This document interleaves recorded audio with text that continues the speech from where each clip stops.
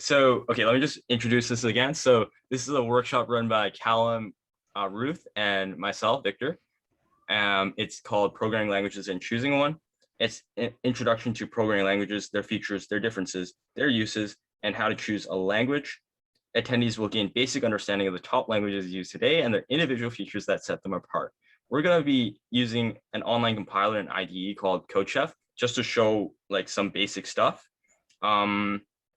Yeah, we're using an online IDE because we don't have to like compile it on our own computer. And we can also choose like various languages. And I will be doing the PowerPoint hosting. Callum will be helping with people with their Q&As and also reading the questions and slides as necessary. So a quick overview of what we're going to be doing. We're going to start with by going over a bunch of different languages and taking a quick look at printing hello world. I'm sure most of you know at this point it's how you start most languages. Then we're going to go over the language a bit deeper, give you some insight into maybe how to choose a languages or what language to choose. We'll do things like we'll compare different languages, give you some features from each language, the purpose and why you should choose one language over another. And like Victor said, if we have time at the end, we'll do a Kahoot to review and have some fun. Yeah. So just to start, we're gonna be throughout this presentation, we are gonna be asking some questions just to see what you guys know, and then we'll give you the answers at the end. But to get started, we want to know what you guys know about programming language. So we'll give you a few minutes, just put your answers in the chat and we'll go over them at the end. Feel free to look it up if you feel like it, but just give you some time now to answer the question, what is a programming language? Yeah, don't worry about getting it wrong. You just want to see what you know. Yeah, there's no wrong your answers. Ideas. Yeah.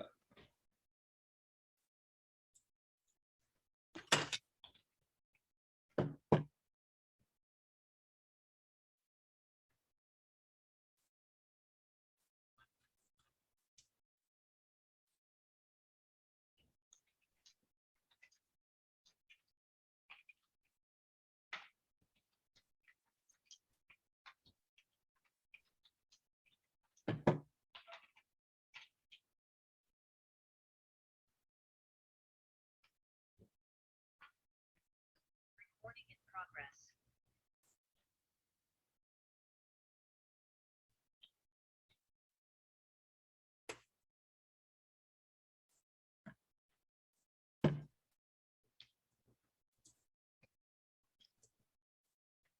All right.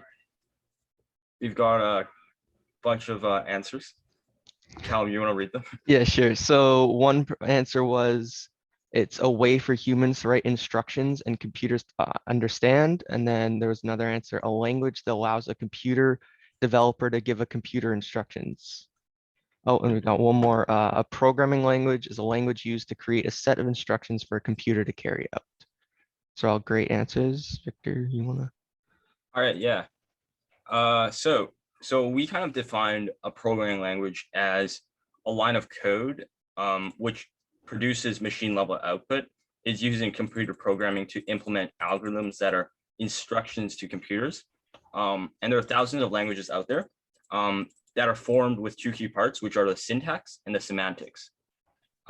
Syntax means that the form that the language is written in, like the words or the letters, and then semantics means like the meaning or the idea behind the syntax, basically. And then you may have also listed like languages that you currently use, such as Python, C, Java, JavaScript, C++, C#, HTML, CSS, and much more. But there are thousands of languages out there. Yeah, and we'll go in depth a bit later on like the languages specifically. So the next question is like, what is the output of all programming languages? And same thing with other last few questions. Just put your answers in the chat.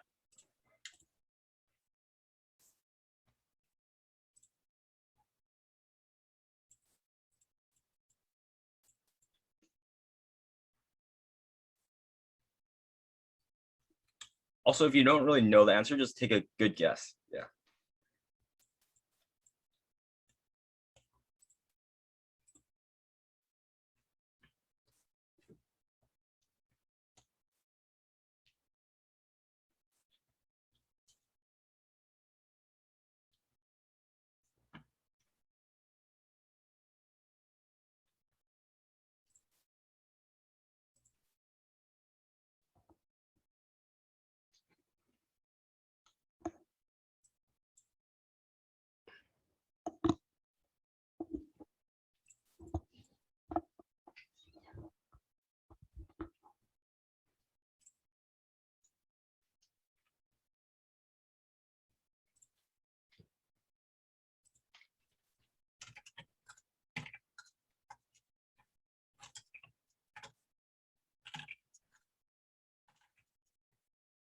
right, I think we got a couple answers. Yeah, so someone said computers following instructions, someone else, and then there was also binary was another answer. I think 2 people put, which are both good answers. Yeah, okay.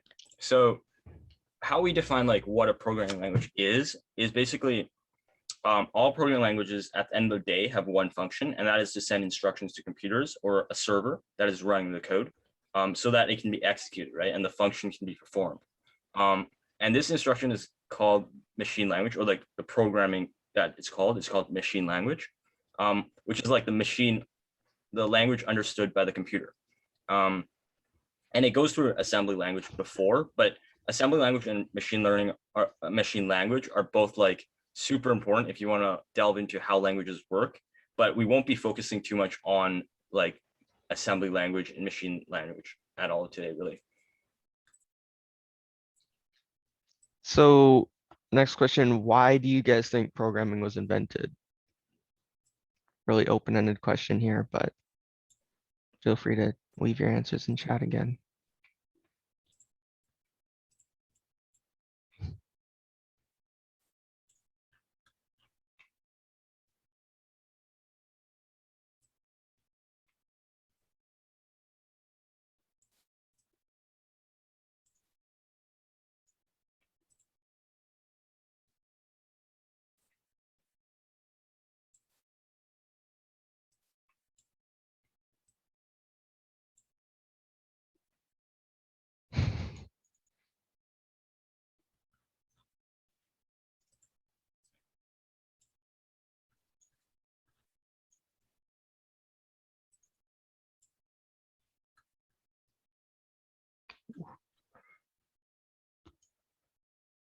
Lots of answers for this one. I'm just gonna feel free to keep saying yes. I'm gonna start reading some of them. So one person said to make life easier and faster, to make hello world script in order to instruct a computer to execute a specific task. 0, good. Before programming, anyone who wanted to give computers instructions would have to use hole punch cards. In order to simplify writing instructions for computers rather than having to rely on machine code, which is difficult to understand. And so programming makes this easier and more effective. All right, nice. Okay, so what we came up with is that like the main thing, I guess, is that programming was invented to make life easier by creating program things, which is kind of obvious, right? So with programming, people didn't need to like write long algorithms or write things out with their hands anymore, or use hole punches, as Patrick pointed out. It changed the whole technology industry and redefined the modern industry. And programming, if you look back, has formed the basis for everything from how machines work, how my phone works, how this laptop works that I'm running Zoom on, to how I am interacting with all of you today. So it's super important, right? And without programming languages, we probably wouldn't be standing here today.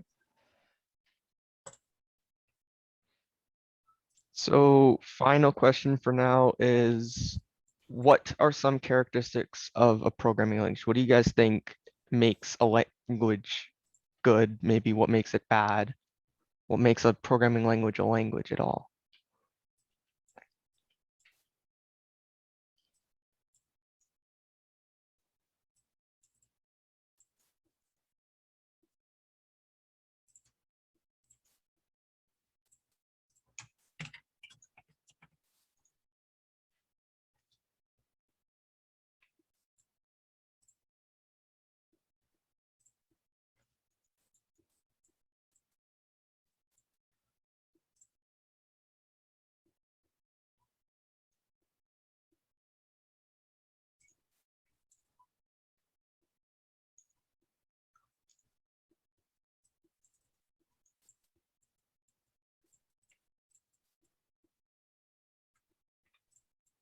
Yeah, this is actually a pretty hard question to think about.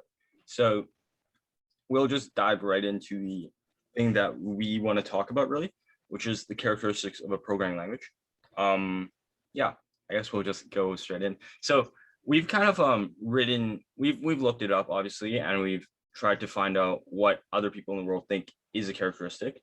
What we've found is that we've got like 5 or so main points. Yeah. So number one is that languages should be easy to use by having a standardized syntax and name formatting. Number two is that a language should have a set of rules, basically grammar and spelling, that must be followed.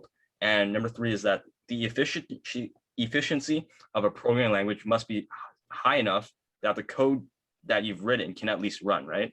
And number four is that it can be used by a large population of people, or coders really, and it has a support network with people looking to help, apps that can help as well, tutorials, documentation, and that sort of stuff, right? And then this actually brings us to like our next question. Actually, this doesn't bring, okay, we're just gonna go straight into the next one. Yeah. Yeah, so good job, everybody. Those are some great answers. Now we're gonna kind of get into going over the fundamentals of each specific language and taking a deeper dive into the differences between them. Yeah. All right. So we're just gonna like talk about 5 of the main languages that we kind of picked. They're Python, Java, C, C++, and JavaScript. They're probably the 5 languages that you could probably use as a beginner or intermediate coder. If you know one of them, you probably would learn another one from these 5. If you know all 5 of them, then you would learn another one. But probably the first few you would learn are probably either Python, Java, C, C++, or JavaScript. So the question is like, what should you study? So we've helped you out by reducing like the possible languages to 5. That's why like there are thousands of languages out there. You could even make one yourself, but these 5 are like kind of the 5 that we recommend, I guess, that you could look into, I guess. Yeah. So big one, we're going to start off with Python. Python's an interpreted high-level programming language. It's got a very general purpose. Its design philosophy emphasizes code readability with its notable use of significant indentation. This language constructs as well as is an object-oriented approach, and its aim is to help programmers write clear logical code for small and large-scale products. This is a really good language if you're just beginning because it's quite simple, but it's also really high level. So it's a good language if you're starting to learn. Yeah. Now we're gonna show you basically how it works in Hello World, and you can basically see what happens. So we're gonna use CodeChef, which is like the IDE. It's an online IDE. So basically, okay, let me just. So basically, you can use CodeChef if you want, but there are tons of languages out here, right? I think there may be like 100 or so. Actually, maybe like 50 or so. But C, C++, C, Java, and Python are all in here. So we're gonna try it out. So basically Python, you just need hello world. To print out hello world, you can just say hello world here. So it's pretty simple, right? So it's just print hello world. It's super simple. And you just run it. And then the output should come on. Yeah, it takes a while. It says hello world, right? And that's basically how Python works, to just print hello world. Okay, and then now let's talk about Java. Oh yeah, we're gonna go back to like hello world and printing Python later on, but we're gonna talk about the other ones for now as well. So Java is a high-level class-based programming language that is object-oriented as well, and it's also a general-purpose programming language. Basically means you can use it for a lot of stuff, for most stuff really. And then the acronym WORA, which means write once and run anywhere, which means that it can be run on all platforms that support Java without recompilation that is necessary. And it's really similar syntax to C and C++, but has fewer low-level facilities. And we'll talk about what low-level and high-level is later on. So now I'm gonna just give you a quick overview of how Hello World would work in Java. So in Java, if we go to Java here, I've got Hello World right here, all set up and ready to go. So if I just run it, it'll load as well. And you'll see that if there's like a syntax error or stuff like that, most programming language will tell you that there's a syntax error. If not, then well, the 5 that we recommend would tell you. Yeah. So for example, this one, hello world, I put a comma there, but it doesn't really matter. So hello world is right there. And you can see that there's memory, there's time, the date, right? So this is actually a pretty useful tool if you just want to like test stuff out. So that's basically how a line of code would work to just print out hello world in Java. All right. And then we will go to the next programming language, which we want to talk about, which is C. So C is a general purpose, again, procedural programming language, and it supports structured programming, and it provides constructs that map efficiently to machine instructions, which means that it's really low level, and it helps. It's kind of really similar to machine instructions, I guess. That's really easy. Like there's a map directly to it. And it has been used a lot in assembly language, things such as operating systems, application softwares, PLCs, and embedded systems, basically like hardware stuff. And then hello world in C, I will briefly show that as well. So if we want to run hello world in C, so the code is, I guess, simpler. And what you'll notice is that like the difference between C, Python, Java, and the ones we're learning is like Python, you only need 1 line. Java, you need a couple more lines. And C++, C first. It's kind of similar, right? But just try to notice the differences. You'll see that like Python as a really high level language. We'll talk about this later, but it is super simpler, I guess. Yeah, and we will run this. There are actually a couple ways to print out stuff. Hello world. Oops. All right. Let me just show you all. Okay, we want to actually use this hello world. The code here. Yeah, this is actually a simpler way to do it. Yeah. So basically, same thing. Hello world. Yeah, and that's basically how you write a hello world in C. Yeah. And then we will go back to the PowerPoint. So now we're talking about C++, which is like a extension of C because it's higher level than C. I guess that's why it's called C++. So it's also general purpose. Most of the ones that we're talking about today are all general purpose because they can be used for a lot of stuff, really. And then C++ is object oriented. It's generic and it's low level memory manipulation, again, similar to C. It's a compiled language similar to C. And it's designed for system programming and embedded software. And we'll talk about like what C++ is used for later on. And it's designed for, yeah. And then I guess the final thing is that it can be coded in C style. So basically you can write C program in C++ because it's an extension of C++, C. Yeah.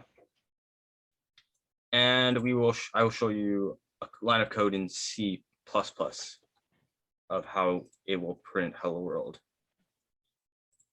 Yeah. C++. Yeah, this is an example of how it would work.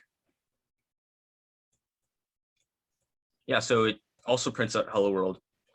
It's kind of similar. You can see that the formatting is almost the same as C, like regular C.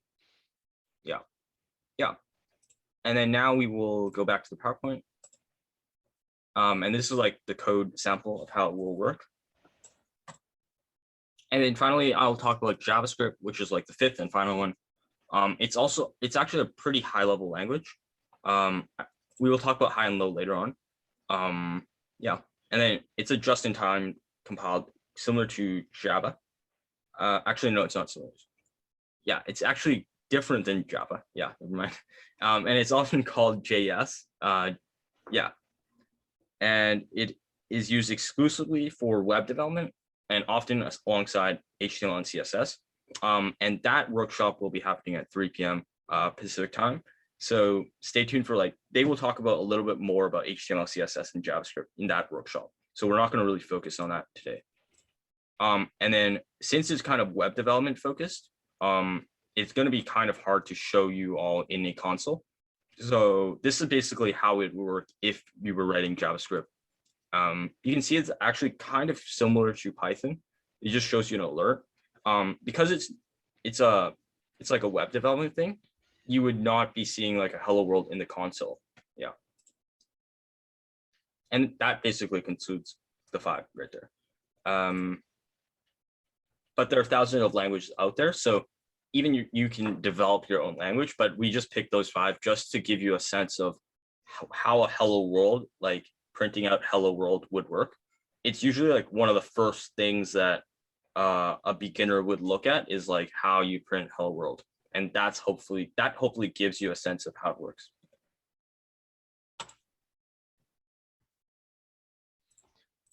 So that was just like Victor said, that was 5 different languages, but there's thousands out there. So why do you guys think we have so many programming languages?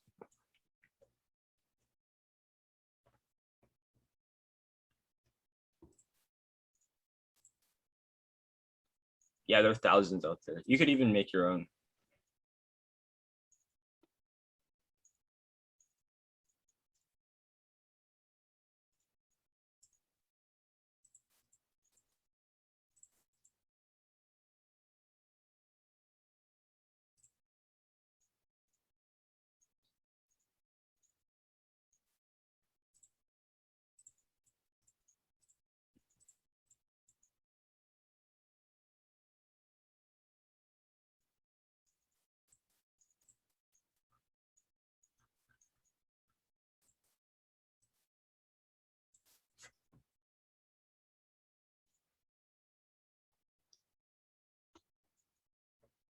So we've got a few answers. So each language provides some aspects which others do not. Each is used for a different purpose, and they can fulfill different purposes. Higher level are usually simpler but are less resource efficient, whereas low level are closer to machine code and usually are more resource efficient. Okay. Yeah, that's basically is what we were talking about, which is like they do different things, right? So you can think of programming languages as tools for different jobs, right? So a tow truck, a bike, a Tesla are all vehicles, right? And they have wheels and they have steering wheels, and they can like get you from point A to point B, right? But we don't use them in the same way. If you think of that as programming languages as well, you don't use the same programming language for each of the same things. And then programmers can select the ones that they like, quote unquote, and or in other words, like the one that works the way that the programmer thinks. Because there are so many to select, you can really define what you like to do or like what you would want to use for each programming language. And that brings us to the next point, which is Each language has its own use. So of the 5 languages we talked about earlier, we're just going to go through kind of the uses for those languages. yeah, so with Python, it's used by developers, software engineers, backend developers, and data scientists, amongst a lot of others, right? So it's used by employees in information technology, engineering, professional services, and design. And a lot of companies also use Python, including Google, Pinterest, Instagram, YouTube, Dropbox, NASA, ESRI, and a ton of others. It's one of the most popular languages out there, really. And it's one of the first languages that is taught in university level courses and for beginners. If you search up Python on Google, you'll see that there are tons of tutorials.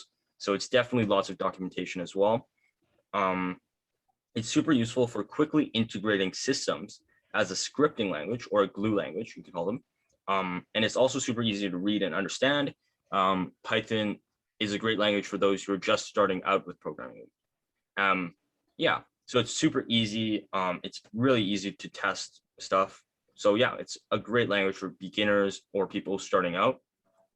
Yeah, and now we will talk about Java. So Java is used by software engineers, Java developers. Those are the 2 main people who use them. There are also some companies that use Java, including V2Com, Eclipse Information Technologies, eBay, and Eurotech. Some of its main uses are for game development and mobile apps, and it's especially prevalent with Android apps, as Java is the core foundation of them. Yeah. And then now we'll talk about C and where and who uses it.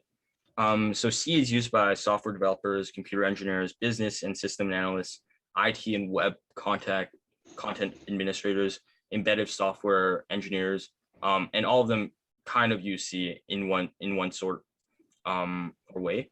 And they use it at a variety of companies, including Microsoft, Apple, Oracle, Cisco, and Raytheon.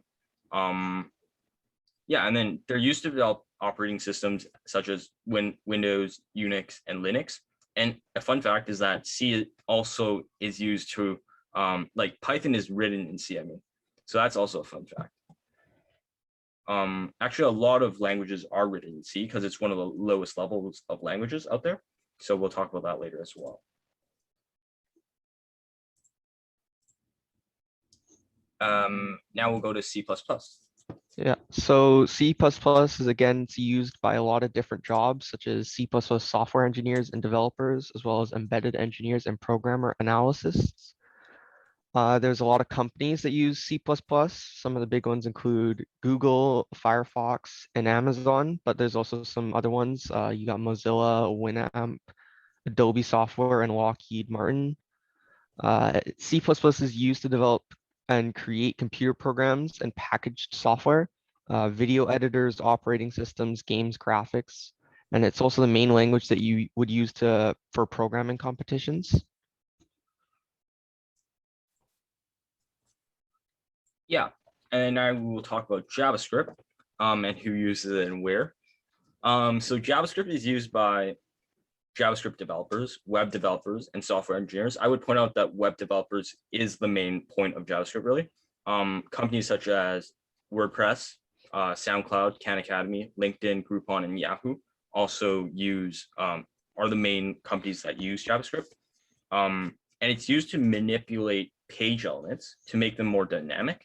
And there are multiple frameworks to support various projects out there. Yeah.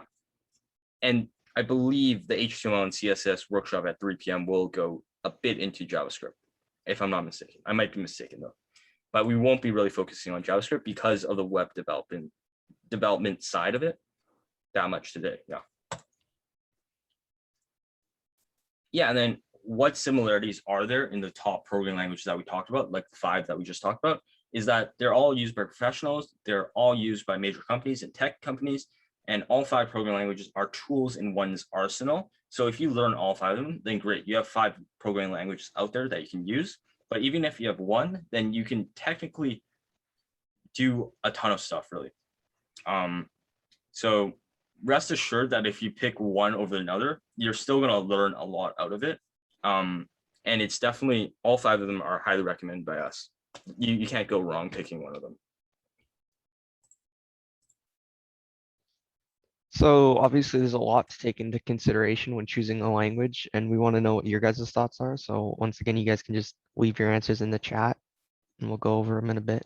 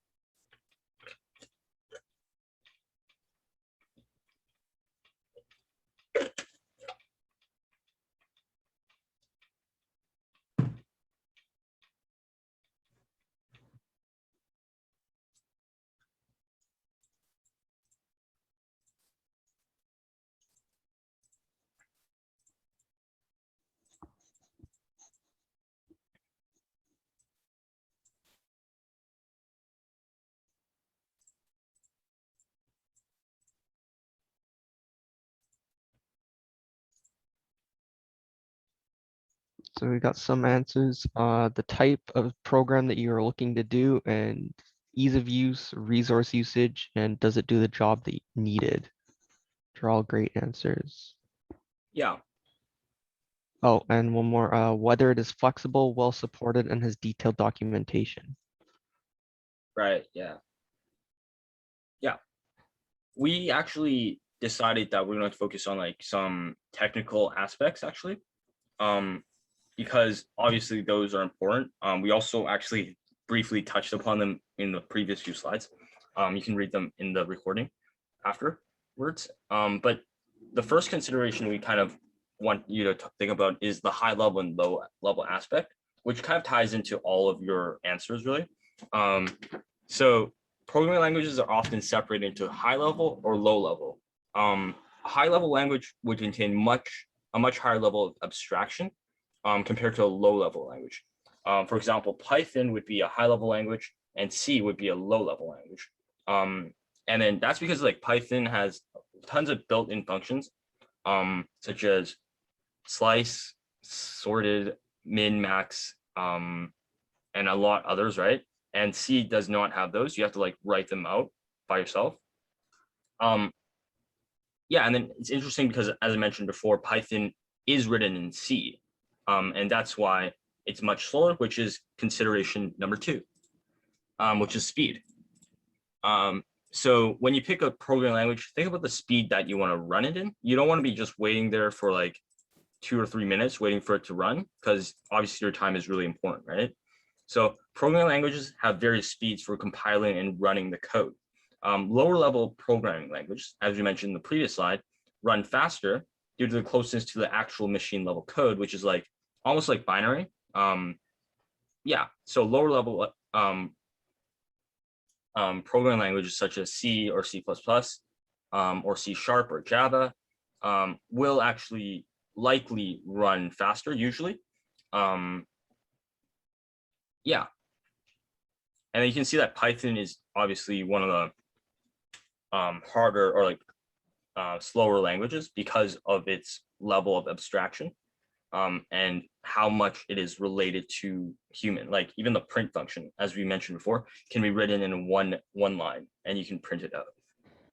And then I will actually briefly give you a view of the running of this, because it's cool, because this IDE, Code Chef, has the ability to check whether this time is good. So I will actually, yeah. So if I just rerun the code that we had for C++, for example, you can check the time, right? So the time is 0 seconds. So that's pretty fast compared to Python. So if we run the same thing, you'll check the time again, and the time is 0.03 seconds. Even though this is like, seems not much, right? If you look at like possibilities of like NASA going to the moon, this much time is actually quite a lot, right? You can't just waste this much time just spending to run a code, right?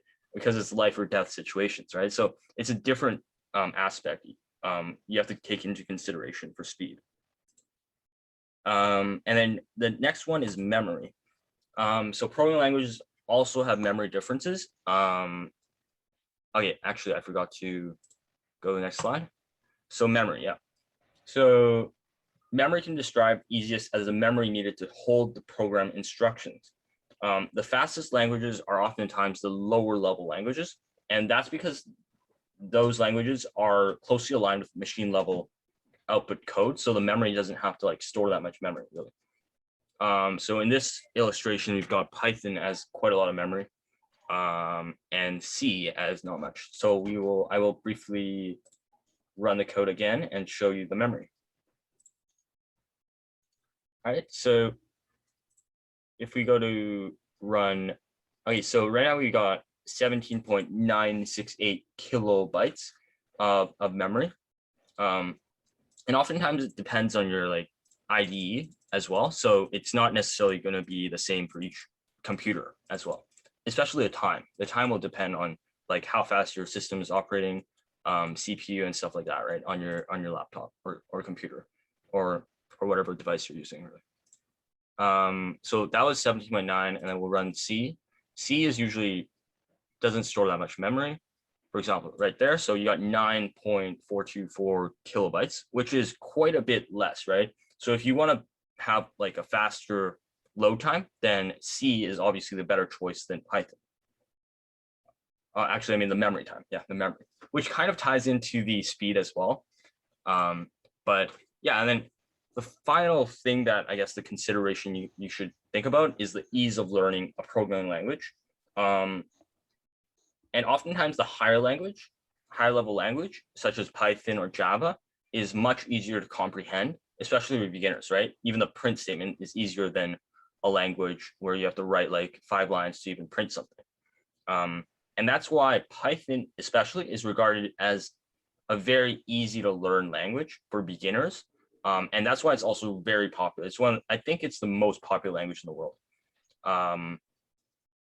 But then again, if you learn Python first and you have to switch to a lower level language, then it is a bit of a jump. So it might be a better idea to start off from a harder language, right? So now it ties into the question of, what do you think is the best programming language out there? Yeah, and you can drop your answers in the chat.